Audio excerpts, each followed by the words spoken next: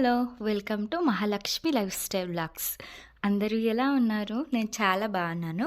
మీరు చాలా చాలా బాగుండాలని కోరుకుంటూ ఈ వ్లాగ్‌ని ఓపెన్ చేస్తున్నాను రండి. నేను ముందు వ్లాగ్‌లో మీరందరూ చూస్తే దానిలో మనము మంత్రాలయానికి వెళ్ళి దేవుడి దర్శనం చేసుకొని, అలాగే ప్రసాదనం తినేసి మనము ఊరికి బయలుదేరాం. ఇదంతా చూడండి మన ఊరికి వెళ్ళే దారండి. నేను ఎప్పుడు వెళ్ళలేదు మంత్రాలయ టు మా ఊరు. ఇదే ఫస్ట్ టైం నేను వెళ్తున్నాను. ఎప్పుడైతే కూడా బెంగుళూరు టు మా ఊరికి వెళ్ళేవాళ్ళం. లేదా ట్రైన్ ద్వారా వెళ్ళేవాళ్ళం, లేదా హైవే పైన బస్సులో వెళ్ళేవాళ్ళం. కానీ ఈసారి కొత్తగా ఇలా పల్లెటూరు పైన వెళ్ళాల్సిన అవసరం అయిందండి. సో చాలా అంటే చాలా చూసి నాకు మాత్రం చాలా హ్యాపీ అనిపించింది. ఎందుకంటే ఇలాంటి వ్యూ ఎప్పుడూ నేను చిన్నప్పుడు చూసిందండి.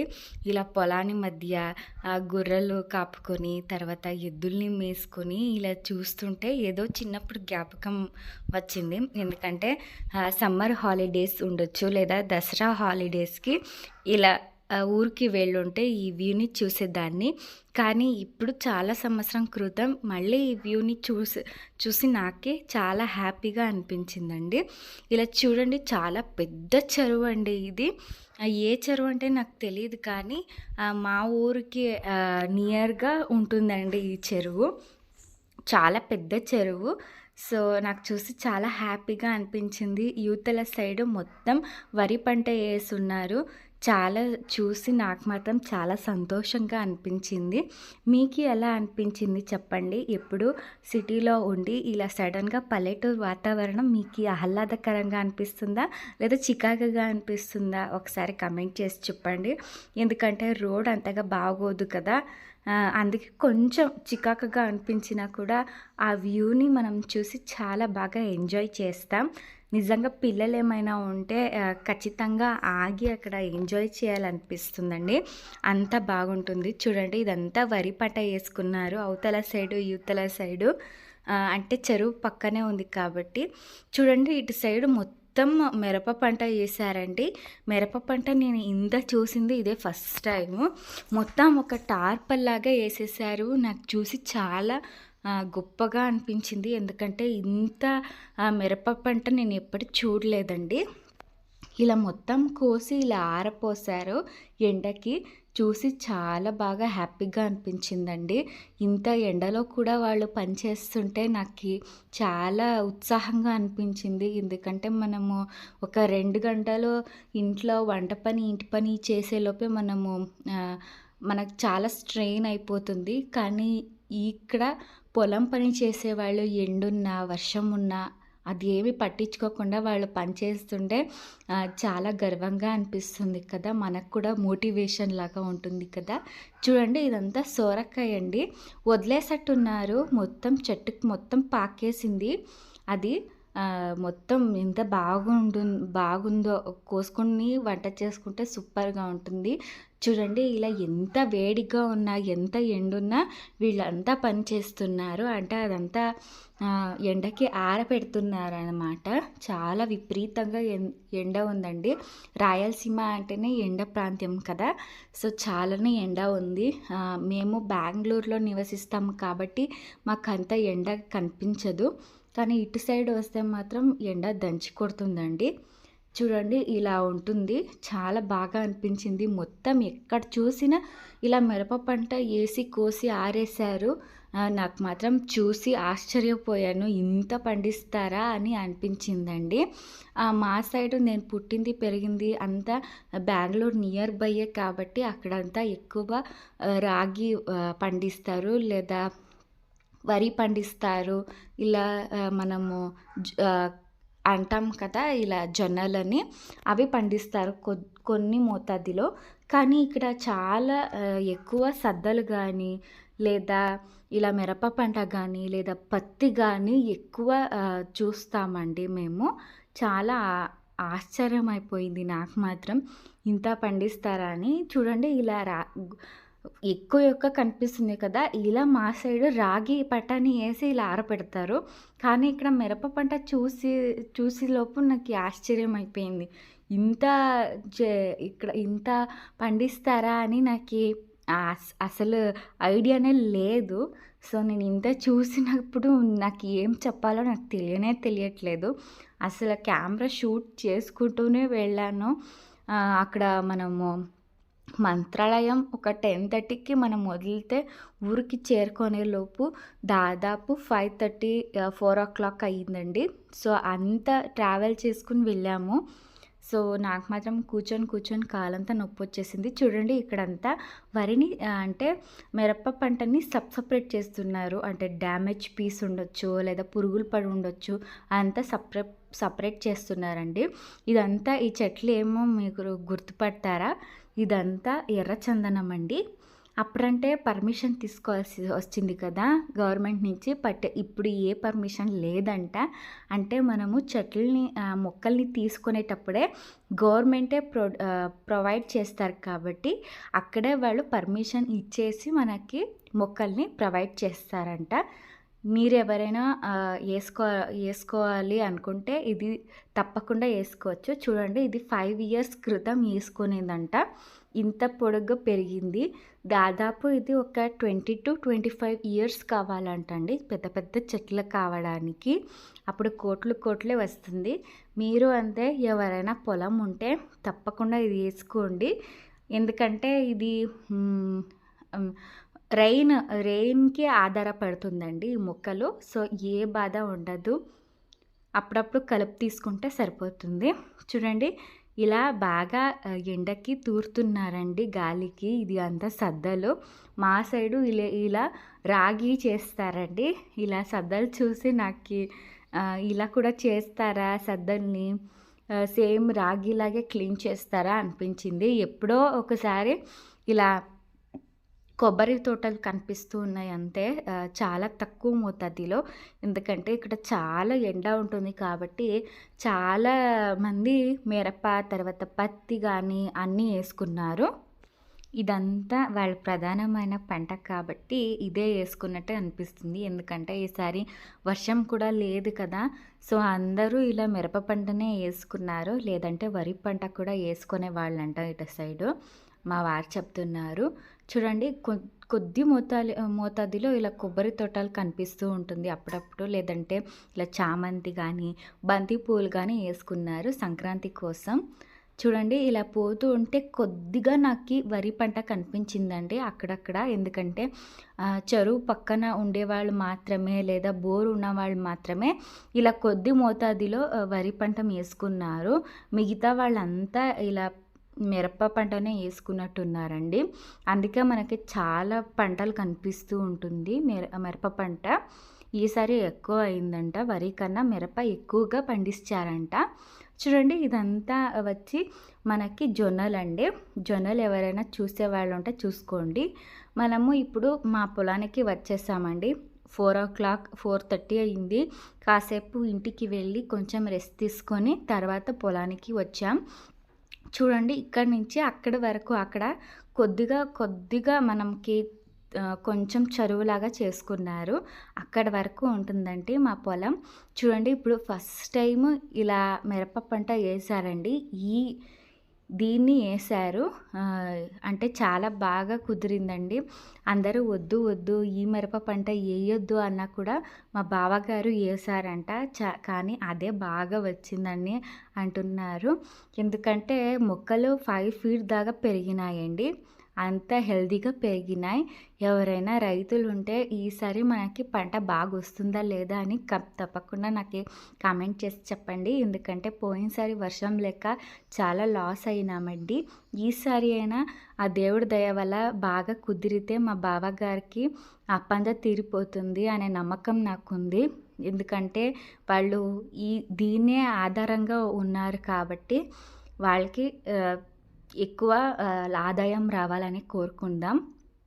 చూడండి ఇలా ఉంది. నాకు మాత్రం చూసి చాలా హ్యాపీగా అనిపించిందండి. ఎందుకంటే అందరూ పొలంలో వేశారు కాబట్టి ఎక్కువ వర్షం లేదు కాబట్టి చాలా చిన్న చిన్నగా అయిపోయినాయి మొక్కలు. అంత హెల్తీగా కూడా లేవండి. చూసి నాకు మాత్రం చాలా బాధేసింది. ఎందుకంటే వాళ్ళెంతో ఆశగా వాళ్ళు మిరప పంట యేసుంటారు కదా! చాలా కష్టపడి. కానీ వర్షం లేక అదంతా ఇలా అయిపోతే ఎంత బాగోదు కదా! సో, మనది అలా లేదు. మనది బోర్ ఉంది కాబట్టి మా బావగారు ఇలా పండించుకుంటున్నారండి. చాలా హెల్తీగా ఉంది. చూడండి, ఇది బ్యాడగి అండి. బ్యాడగి తళి అంటారు దీన్ని. కొంచెం దీన్ని యేసుకున్నారు. అవతల సైడ్ ఏమో గుంటూరు యేసుకున్నారండి మిరప పంట. ఇంకా మధ్యలో మాత్రం ఇలా మిరప పంట యేసుకున్నారు. అటు ఇటు ఏముందో దానికంతా ఈ వేరుశనగలు యేసుకున్నారు అండి. అంటే బుడ్డలు యేసుకున్నారు. చూడండి, 5 ఫీట్ 4 ఫీట్ వరకు పెరిగినాయండి మొక్కలు. చాలా హెల్తీగా ఉన్నాయి. నాకు అదే చూసి చాలా ఆనందంగా అనిపించిందండి. ఎందుకంటే ఇలా వర్షం పడితేనే ఇలా హెల్తీగా పచ్చగా కలకలలాడుతూ ఉంటుంది. కానీ ఈసారి వర్షం లేకుండా కూడా ఇలా హెల్తీగా ఉంది అంటే నాకు మాత్రం చాలా హ్యాపీగా అనిపించింది.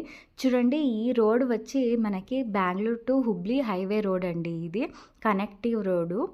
సో, అందుకే మనకి చాలా హ్యాపీగా అనిపిస్తూ ఉంటుంది. చూడండి, ఇటు సైడ్ మొత్తం ఇలా వేరుశనగలు యేసుకున్నారు. ఇలా వరసగా యేసుకున్నారు. ఈ వరసకు మాత్రం మనం టమాటా ముక్కల్ని యేసుకున్నామండి. అంటే ఇంటికి సరిపడా వస్తుంది కొంచెం అని ఇలా టమాటా ముక్కల్ని చల్లేసుకున్నారు. ఇప్పుడు నేను ఒక పండు చూపిస్తానండి. ఈ పండు ఏమని నాకు ఎవరైనా చెప్పండి ఐడియా ఉంటే. ఈ పండు ఏమంటే రామాయణంలో రాముడికి శబరి తినడానికి ఇస్తుందండి ఈ పండే. ఈ పండు ఏంటి నాకు చెప్పకుండా కమెంట్ చేసి చెప్పండి. ఇది నా చిన్నప్పుడు ఎప్పుడో తినే జ్ఞాపకం అండి. బెంగుళూరులో అస్సలు దొరకదు, చాలా రేర్ అండి. ఇది మా స్కూల్ ముందర ఒక అవ్వ అమ్మేదండి. చిన్నగా ఒక 1 రూపీస్కి ఒక గుప్పెడంతా ఇచ్చేది. అదే తినే జ్ఞాపకం మళ్ళీ ఇక్కడే చూస్తున్నానండి. చూడండి, ఇలా ఉంది. నాకు చూసి చిన్నప్పటి జ్ఞాపకం అన్నీ గుర్తు వచ్చిందండి. చూడండి, దాదాపు 5 అవుతూ ఉంది. మేము వచ్చిందేమో 4:30కి వచ్చేసాం. ఆఖరికి 6 వరకు ఇక్కడే టైం స్పెండ్ చేసుకుని వెళ్ళామండి. మా వారికి కానీ నాకు కానీ ఇలా పొలం మధ్య తిరిగేదంటే చాలా ఇష్టం. ఎందుకంటే ఎప్పుడైనా అంతే మనకి మా వారు పుట్టిన ఇల్లు కావుండొచ్చు, లేదా పల్లెటూరు కావుండొచ్చు. ఎప్పుడైనా సరే అక్కడికే వచ్చి స్థిరపడాలని మనసులో ఉంటుంది కదా! కానీ వర్క్ వల్ల లేదా ఇంకేదో బాధ్యత వల్ల మనము సిటీకి పోయి నివసిస్తాం. కానీ ఎప్పటికైనా మా ఊరికే వెళ్ళి మనం నివసిస్తాలని అనుకుంటాం కదండీ! మా డ్రీము అంతే. ఎప్పటికైనా అంతే. ఒక పొలం కొనుక్కొని అలా ఇలా వ్యవసాయం చేసుకొని స్థిరపడాలి అనేది మా ఇద్దరి కోరిక. మీకి అంతే అలా కోరిక ఉందా చెప్పండి. అలాగానే మీరు అనుకుంటూ ఉంటారా? చూడండి, మా బావగారు ఇలా మందులు కొడుతూ ఉన్నారు మిరప పంటకి. చాలా కష్టపడి మా బావగారుగా ఉండొచ్చు, లేదా మా మావగారుగా ఉండొచ్చు, చాలా కష్టపడే వ్యవసాయం చేస్తారండి. కానీ దానికి తగినట్టు ఆదాయం రావాలని కోరుకుందాం. ఎందుకంటే చాలా పచ్చగా కలకలలాడుతూ ఉందండి పొలం. నాకు చూసి చాలా ఆహ్లాదంగా అనిపించింది. మీరు చూస్తున్నారు కదా, పక్క పొలం ఎవరు వేసుకోలేదు, వర్షం లేదు కాబట్టి. చూడండి, ఇదంతా కారంగా ఉంటుంది ఈ మిరప పంట. అప్పుడే నేను మీకు చూపించింది అంత కారంగా ఉండదు. కలర్ కోసం దాన్ని వాడతారు, కారం కోసం దీన్ని వాడతారు. మీకు డిఫరెంట్ కనిపిస్తూ ఉండొచ్చు. ఇది చిన్న చిన్నగా ఉంటాయి మొక్కలు, అవేమో చాలా పెద్దగా పెరిగినాయి. ఇది ఆల్రెడీ ఒకసారి కోసి అక్కడ ఆరపెట్టారండి. చూడండి, ఇక్కడ పక్కనే మనకి జొన్నలు కూడా కొంచెం వేసుకున్నారు ఇంటికి సరిపడా. చూడండి, ఇది మొత్తం వేరుశనగలే వేసుకున్నారండి. ఇలా సాయంత్రం పూట మనకి పొలం మధ్య నడుస్తుంటే ఆ మజానే వేరు కదా. సిటీలో ఉన్న వాళ్ళకి తెలుసుంటుంది ఈ పొలము, ఇలా పల్లెటూరు ఎంత మిస్ అవుతూ ఉంటామని. చూడండి, ఫస్ట్ హార్వెస్ట్ అంతా ఇక్కడ ఆరేసారు. చూపిస్తాను రండి. ఇక్కడ ఉన్నదంతా కొంచెం డ్యామేజ్ పీస్. అటు సైడ్ పెద్దగా ఆరేసింది మాత్రం చాలా హెల్దీ పీస్ అనమాట. నేను మీకు చూపిస్తాను. చూడండి ఇది ఉంది కదా! దీన్ని కొంచెం ఎక్కడైనా డ్యామేజ్ ఉండొచ్చు లేదా పురుగు పట్టి ఉండొచ్చు. దీన్ని తక్కువగా యేసుకుంటారు. మార్కెట్ ప్రైస్ కన్నా కొంచెం తక్కువగా యేసుకుంటారు. చూడండి ఇలా ఉంటుంది. అదేమో పెద్ద సైడ్ ఆరేసినవన్నీ బాగా మంచి పీస్ అండి. ఇది మార్కెట్ ధరం ఏముంటుందో దానికి తగినట్టు వాళ్ళు కొలుచుకొని యేసుకుంటారనమాట. చూడండి ఇది చాలా హెల్తీగా ఉంది. ఇలా ఉందండి. ఈసారి పంట చాలా బాగానే వచ్చింది. సంక్రాంతి కన్నా ముందే మా బావగారు దీన్ని కోసి ఆరపెట్టారండి. చూడండి ఇలా ఉంది. చాలా హెల్తీగానే వచ్చింది. మళ్ళీ దీన్ని 3 టైమ్స్ హార్వెస్ట్ చేస్తారంట. ఇలా మా మావయ్య గారు మా బావని చూస్తున్నారు ఎలా మందు కొడుతున్నారని. మా మావయ్య కూడా అంతే. ఇంత ఏజ్ అయినా కూడా అసలు ఆయన పని ఎవ్వరు చేయరండి. అలా చేస్తారు పొలంలో పని మాత్రం. పొలంలో పని కూడా అంతే కాదు, ఇంటి పని కూడా అంతే. ఉత్త ఆడవాళ్ళే చేయాలని ఎప్పుడూ అనుకోరండి. ఇంత ఏజ్ అయినా కూడా అంతే. మా మావయ్యనే అన్నం చేసుకుంటారు, కూర చేసుకుంటారు. అసలు ఆయన మనకంతా మోటివేషన్ లాగా ఉంటారండి. అంత ఏజ్ అయినా కూడా అంతే. ఆయన పని ఎవరు చేయరు, అంత బాగా చేస్తారు. చూడండి ఈ వీళ్ళు మా చిన్న బావ గారు ఇలా నీళ్ళు తోడుకొని వస్తున్నారు మందు కొట్టడానికి. ఇది మా పొలంకి అవతల సైడ్ ఉంటుందండి, అంటే వెనకాల సైడ్ ఉంటుంది. ఇక్కడ కొంచెం వర్షం నీళ్ళుగా ఉండొచ్చు లేదా కొంచెం బోర్ నుంచి ఇడ్చుకున్న నీళ్ళు దీనిలో ఉంటుందండి. దీనిలో చాలా చేపలే ఉంటుంది, కానీ మా వాళ్ళు మాత్రం ఎప్పుడు పట్టారు. ఎవరైనా వేరే వాళ్ళు పట్టుకుని వెళ్తారండి ఈ చేపల్ని. చాలానే చేపలు ఉంటాయి దీనిలో. ఎప్పుడైనా బోరు పనిచేయలేనప్పుడు కొద్దిగా వాటర్ కావాలన్నప్పుడు దీని నుంచి తోడుకొని వెళ్తుంటారు. చూడండి దాదాపు 5:30 అవుతూ ఉంది. అసలు మాకు ఇక్కడికి వస్తే టైమే తెలియదండి. చాలా ఫాస్ట్గా గడిపేస్తుంది. ఎందుకంటే పొలం మొత్తం తిరిగే లోపల టైమే అయిపోతుంది.